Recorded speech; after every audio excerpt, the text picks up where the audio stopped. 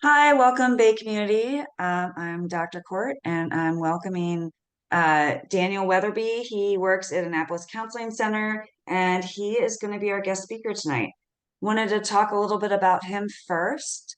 He has been working with youth and family for over 20 years. He's worked both in the foster care arena and then has, for the past 10 years, been working as a professional counselor. Daniel works primarily with youth and families, young children, families going through divorce, and couples.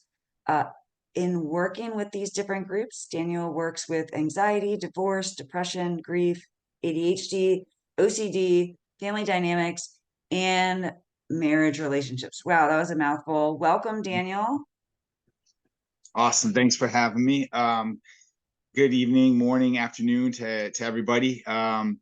I'm just glad I can be here, and thank you, Mandy, for having me. What I'm presenting tonight is something that I think is very important in general, but it's also been very important to my life. Is the topic of emotional intelligence. So there's a lot that goes into that. I just want to share a little bit briefly about kind of my journey with emotional intelligence in the sense of, I mean, I'm just here just to present something and give you facts. Like I said, it's been a journey in my own life, not just only my practice, but my personal life. And so, with that said, uh, in my journey, I got married in 2006.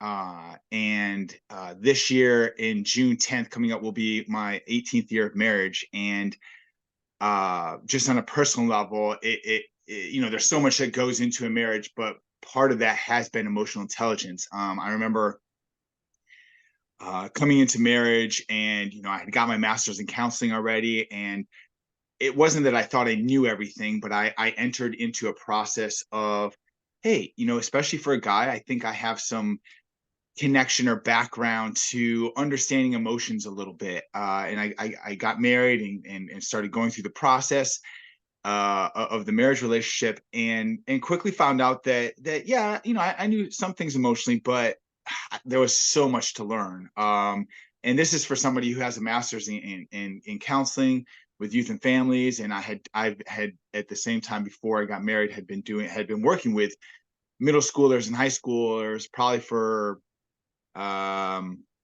like 5-6 years before I got married. And so I came into the relationship thinking, yeah, I got a pretty good handle on this.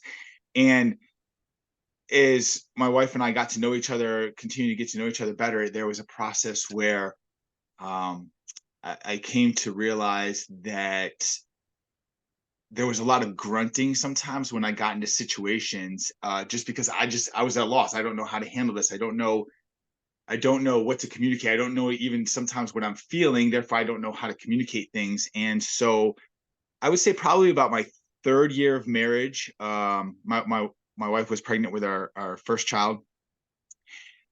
Somebody introduced me to Daniel Goleman's book, Emotional Intelligence. And so I remember I wasn't that big of an avid reader at the time because I had done so much reading in school that I was like, I don't want such a book. But I picked it up and I started looking through it, and I liked the way it was set up in the sense that there was a background information, but a lot of it was very practical, and it started teaching me some tools.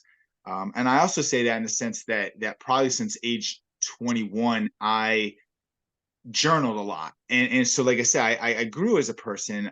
But man, just it was one thing to deal with myself. It was a whole other thing to work with another person, especially of the opposite sex, where we just think and emote much differently. And so I started reading the book and getting some tips.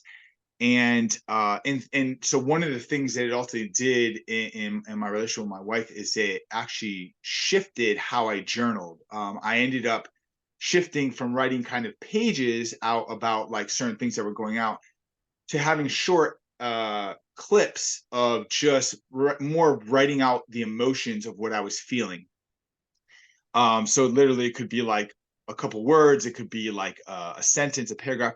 And I share that because what that did for me over time is that I would journal it. and I was thinking through, all right, I want to grow myself with emotional intelligence. And in that sense, emotional intelligence was a big part of that. To define it a little bit, is just the understanding of my emotions, right? It's pretty simple. I mean, there's obviously a lot that goes behind that, but that was kind of the basis of, if I can understand my emotions better, I believe I can grow in being able to communicate better, with my wife and with other people. And so as I journaled, as I had a shift in my journaling, I would write out emotionally. Like, I would even write in big letters. What I wrote was according to like how I felt. And then, I would get done with that journal entry and I would close it. And then I would try to do some things to kind of de-escalate myself and decompress and kind of calm myself down. And sometimes it was successful and sometimes I didn't. And sometimes I communicated out of that frustration. And I say most times, if not all times, it never really went well. Um, and so that was a mirror to say, okay, keep doing this, because I want to be able to communicate better with my wife. So I worked on it. And what I would do is I would do a journal entry and I would go back into that journal entry a couple days later when things kind of cooled down a little bit. And I started just asking questions to the journal entry. And that was something that was not exactly said in the book, but I kind of picked up between the lines. And so as I journal, I would go back and I'd read the journal entry and I would ask questions to it. And I'm like, why was I so upset? And that path was probably, that was one of the most practical things that I did that grew my emotional intelligence for myself. Because as I asked questions, I didn't always get answers right away.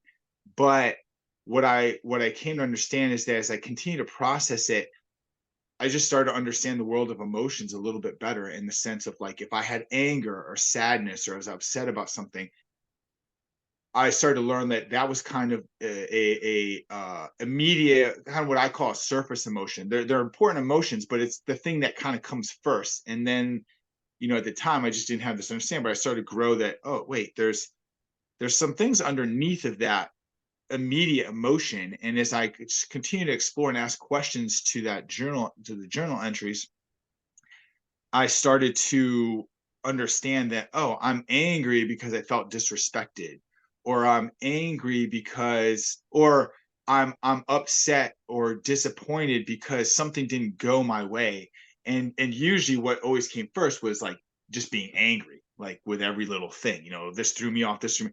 And as I started to understand what was underneath, that put me in a place where I could develop the ability to actually communicate that, instead of having a conversation with my wife, getting upset or angry, and then like throwing something on the ground, or like stomping up and down the stairs like a little child. I was able to like pause and say, and actually say, something like, when you said this to me in this way, it felt disrespectful, and I didn't really like that. And so I was able to be more calm in the conversation, and I was actually able to take ownership of my own feelings instead of saying you all the time to my wife. And so as that journey continued, there was a process where that definitely helped us, my wife and I, to be able to communicate better with one another and not always end in her going to her corner and my going to my corner, and sulking, and uh having steam come out my ears or whatever. And so it's a process that over time that helped us develop. And that took time. I mean, I'm saying in a very quick excerpt right now, but that took time to develop and to understand. And so the last piece of that, as I talk about my own growth in emotional intelligence, was one of the key pieces is it also helped me connect why I had triggers sometimes. Triggers just being, something my wife said or did do or didn't do might have upset me at some point, and realizing that it was connected to things like in my past. And the growth of emotional intelligence from my journey helped me to understand, oh, my wife is maybe mimicking something that my mom used to do that I don't like, and that's stirring something up in me. And so it was constant, exploration of what is going on with me emotionally. And so I just, like I said, I never want to present something that just stating facts and information. Like I said, I have a personal connection to this as well. And that's just a snippet of it. And there's been other tools that I've learned and gained. And then, like I said, this was in year 3. I was introduced to the book within my marriage. And uh, within that year, my first child was born, right? So that's going to start a whole new chapter, right? So my wife and I had started slowly to figure each other out. And then we introduced kids in the mix. And that obviously happens a lot in marriage. And love having kids. I have 3 kids now. And it's crazy how quickly time goes, because I actually have a teenage son who'll be going into college, or not college, in high school, freshman in high school in the fall. I have one that's going into middle school and one that is going into 4th grade. And so I have all 3 tiers. And so as we all deal with our own kids, young, preteen, teen, maybe even adult, young adult, I think we can all relate and understand that, man, that brings a whole nother aspect or element to the ball game, where I had to learn more tips and tools and tricks and ways of communicating, and figuring that journey out too. So, and I'll get into that a little bit later as we talk more about emotional intelligence. But I wanted to put that out there to say, yeah, it's personal to me. It really helped me. I talk about my marriage relationship, but it helped me in my relationships with my parents, my friends, my co-workers. It helped me to learn how to handle and deal with conflict better, which is always a tough one. And just also like relationship with my sister, and just relationships in general. And so as these things have formed in me over the years, it has become a very personal thing.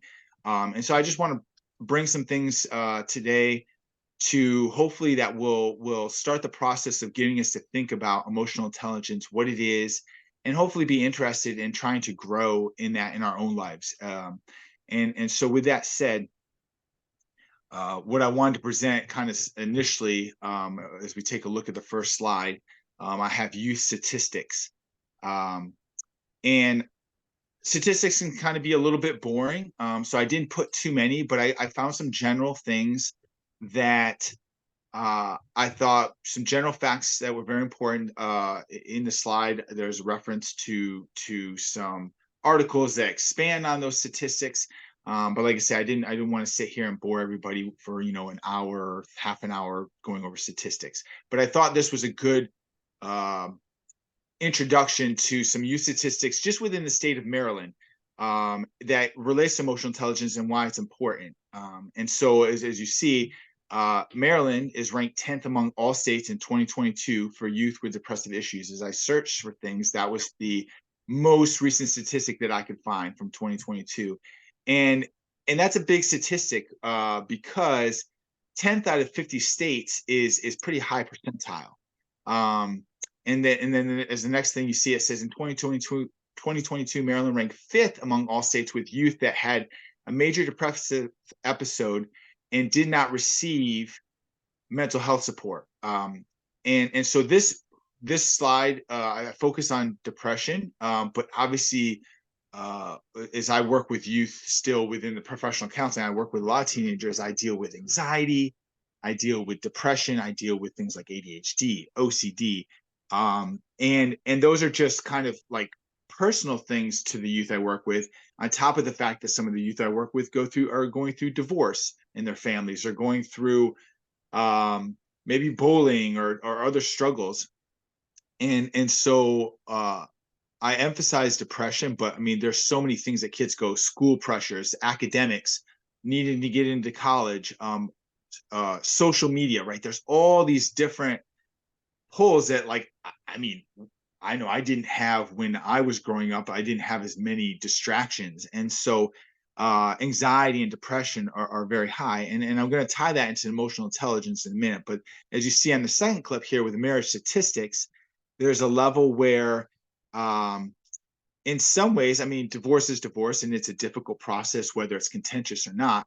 But Maryland it does pretty decent in the sense of having a lower divorce rate. It says here Maryland ranks 41st amongst 50 states for divorce with 1.6 among 1,000 marriages, right? And so that's just first marriages. And the second point you'll see at the end, it says second and third marriages actually fail at a far higher rate. And we'll talk about that in the realm of emotional intelligence in a minute as well. And so it fleshed out some statistics that said that in 2021, a total of 689,308 divorces occurred. Well, at the same time, 1,985,072 marriages occurred, giving within the U.S. outside of Maryland, 6 out of every 1,000 couples got divorced. And so I'm glad that it's not a lot higher, but that's still a big number, 689,308 divorces. And that's, when you think about that, how many like kids and adults are affected by that, right? So it may be that many divorces, but there's probably multiply that by at least 3 of the people that are affected by it, if not more. And so I brought these to the table with divorce and depression because as I've counseled and I continue to counsel, I see a lot of different things as Mandy introduced at the beginning. I deal with divorce, marriages, couples, children, kids, youth, teenagers, young adults. And so there's so many different things that I work with on a daily basis. But as I've been able to do it long enough at this point, it circles back to this, what I want to present tonight about emotional intelligence is that whether I'm dealing with somebody who is depressed, somebody who is anxious and has high anxiety, even to the point of maybe having panic attacks to that extreme, ADHD, OCD, divorce, marital conflict, could be infidelity in the marriage, or it could be a range of things. And so what as I see all these things on a daily basis and deal with them on an individual basis, what I'm also see is that there is almost across the board a common factor, which is emotional intelligence. And the reason I can connect that and I see it is because let's say I take a client who is struggling, let's say, with anxiety and depression. And let's say they come to me and we start talking. And I recognize that depression can also be chemical. There's definitely that pathway for depression.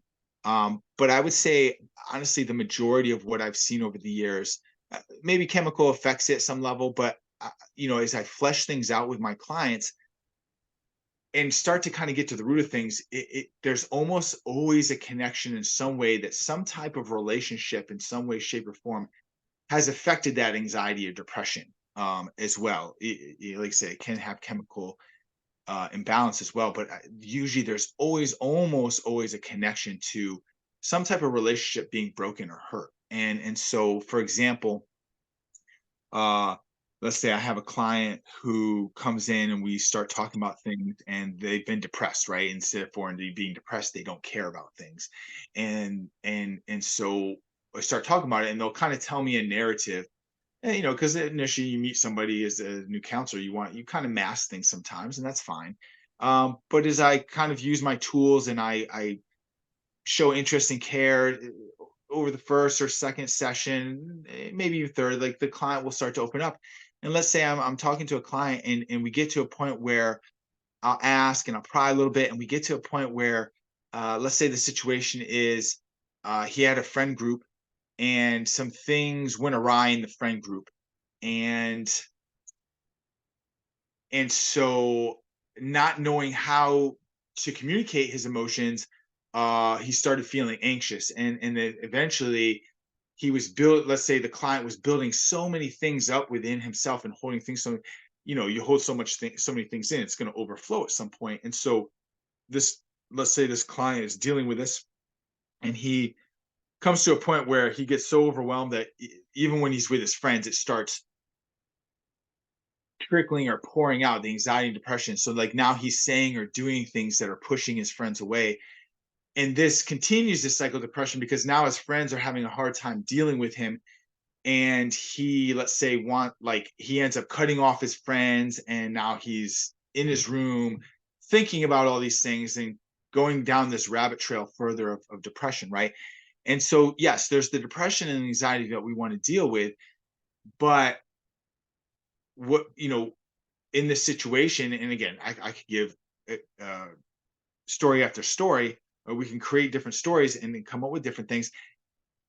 Like I say, as I search things with my clients, I tend to find that there is always some type of connection relationally. And so, like, let's say I process with this client, and what I would journey with them is part of it would be emotional intelligence, because it's like he didn't. Let's say this person didn't have the capacity to be able to communicate with his friends, and instead of being able to know what to say or how to say it, instead he got angry with them out of his anxiety, and that hurt his friends, and that pushed them away, and he pushed himself away. And now you have this mess where let's say in this scenario, the client is now depressed in his room. He misses his friends, but he's afraid to go through conflict. And so as we go through if I would go through the process in this scenario, I would present something like, uh let's start to talk about, like, what could you say to your friends, what could you, like, what were you feeling anxious about, and what's going on with the depression. And I would ask questions around circulating around that, but it would definitely be trying to infuse him to help him understand, okay, you dug a hole for yourself, but if we can grow a little bit and understand some emotional intelligence and understand what's going on emotionally, so that you can get to a point where maybe you have to ask for forgiveness, or maybe you have to apologize, or maybe it's just a process where it's actually just getting back and being around them and seeing what it's like. And part of it is understanding all that so that I don't have to carry that weight around. And as I can relieve some of that, the client can relieve some of that weight, then I'm not feeling as depressed. And so that's, again, just one quick example of how emotional connect or intelligence can be connected to so much of what we deal with. It comes down to communication and relationship. I think we can all relate to that. Where, I mean, it might be a thing where, if we're honest as parents, sometimes our kids push our buttons, and Yeah. so it's a it's a process where, um y- as a parent, I want to respond emotionally to my kid, but if I do that, there's a level where, like, I might really crush my kid's feelings if I'm upset or angry about something they said or did, and that's not really what they need me to be, an adult. And so that's one aspect. Or, I've seen it in couples counseling, where it's a level where, obviously there's relational issues, obviously, when we're dealing with couples, but it's a process. As I process with clients, and you start to unravel what's going on, it really does. I mean, so often, I probably say 95% of the time, comes down to communication and relationship. And it may not even be the relationship, the present relationship. It may be there's baggage from past experiences and past relationships that never got dealt with, that are now brought into the marriage, and that's affecting the couple, whether they're married or not. And like I said, it goes back to, it tends to tie back to communication, um emotions, and relationship. But at the core of that, a lot of times, it is emotional intelligence, the ability to understand my emotions. Because, like I said, when I started this journey, there was a lot of things I didn't understand. There were a lot of things that were confusing to me.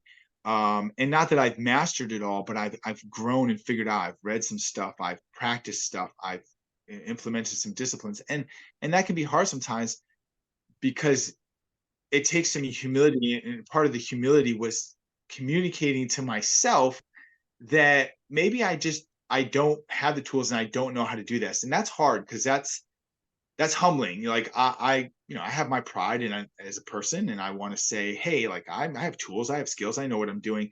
And to come to the table and say, well, realistically, I'm doing the same thing over and over again. And in some ways, it wasn't even insanity, because I wasn't necessarily expecting even a different result. I just didn't know a different way of how to do it. And so it takes some humility to say, okay, my way is not working. And sometimes when I'm dealing with couples or any relationship, like a child to a parent, sometimes that's the biggest difficulty is that everybody in the room is intelligent and smart, but it's a process where maybe it's pride, or maybe it's a thing where I want to do it my way, and some of it is finessing the process of um finessing the process of helping them see that, without insulting them, but helping them to see that, let's look at alternative perspectives and maybe how to approach this, right? So um and so it's a process where if we can get to that place, and there's a level where uh tools with emotional intelligence are received, I often find that there is growth and change and health in the relationship, right? So so I know there's a lot of moving pieces there, but like I said, I wanted to connect. I was using the statistics to connect that kind of anything you could think about in life usually does revolve around relationship.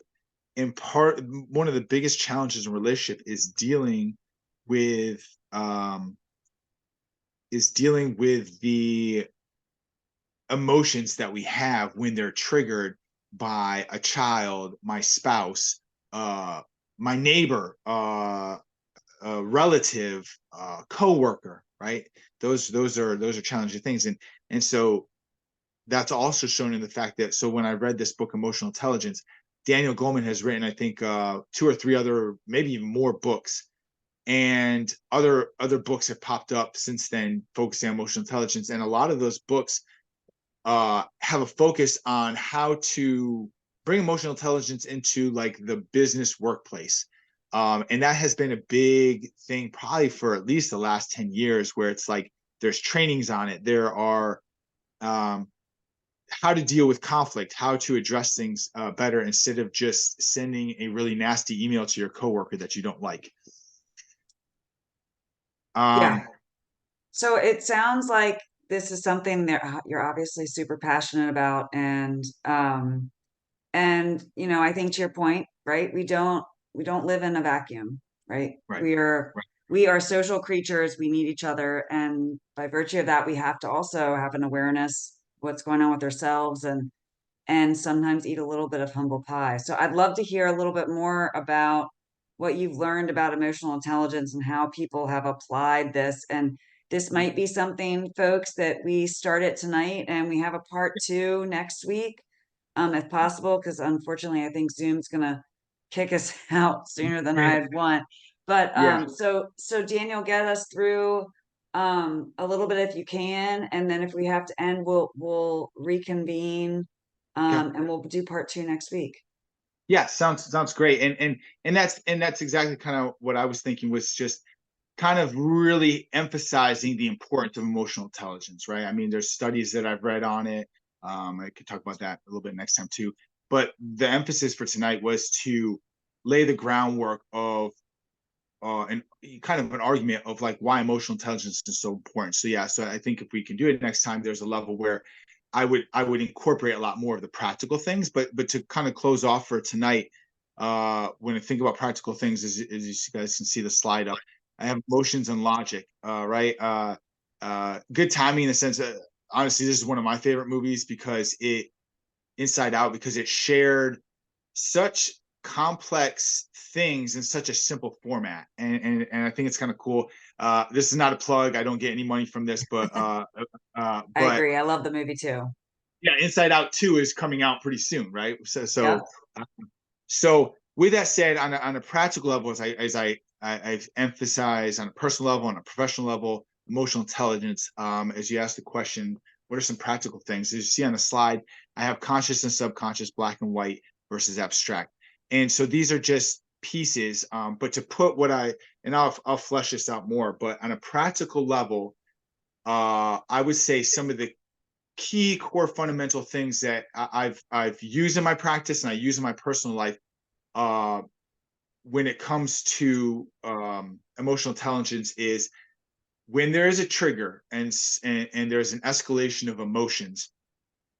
Uh, what I and this is just me, we can all approach it differently, but what I find is the first thing that I've learned to do is I want to de-escalate. I want to decompress. And so I've learned over the years when I have my trigger points, I've learned to, yes, hold it in for a little bit because I know if I express things right out of the pure emotion, which I've done, it doesn't go, it never goes well. It actually just creates more conflict within the relationship. So now I'm having, dig a deep out of a deeper hole. And so I've learned that even though I'm not saying like I can, have perfect self control, I've just learned that even if I'm really upset about something, I will say something like if it's my wife or my sister or whoever it is, I will say, I want to deal with this, but I just need some space. And that is understood. We've talked about that when we're calm and there's understanding in my relationships, but I will get space. I will do things, I will distract myself. I will do breathing exercises. I'll do things that work on myself. And that's part of taking ownership, a part of emotional intelligence. Cause sometimes I can get fired up about stuff. And it's a process that I've learned through, kind of not doing it well, that is something that I think is essential to emotional intelligence because I I'm not gonna understand my emotions if I'm just talking about when I'm fired up. So like I can go on a walk, I can come downstairs. I just need to get some space. Sometimes I'll go on a drive. And whatever that looks like for you, it's just the process initially of just decompressing. And then once you decompress, then it's a process of whether you journal or you need some more space to get your mind off of it. At some point, it's important to come back to it and just ask questions to it, whether you journal, you think about it. What is going on? Simple questions like, what is going on? Why did that make me so upset? And as you discover on a practical level, like what is going on within myself emotionally. And again, it's not going to happen overnight, but it's a process. As I start asking questions, I think the second piece is that's another part of ownership and emotional intelligence is I ask some questions to help me start discovering what's going on inside me. Yes, my spouse, um, my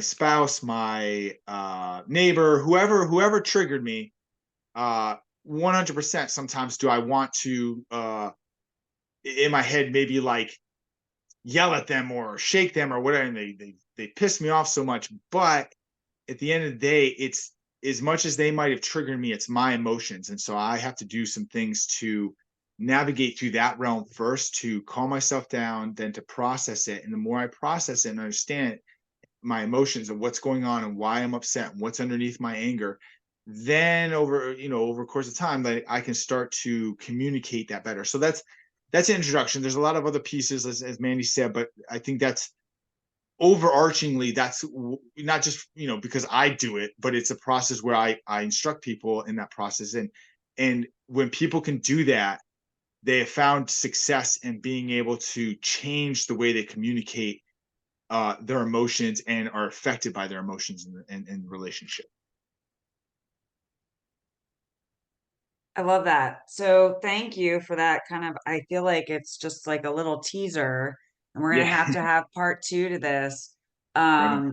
But thank you. Sorry. Yeah, that's always the downside of doing something on Zoom and Yeah, they set a yeah, timer and I did not lengthen it. So my fault. But that's okay. um thank you so much, Daniel, for being with us.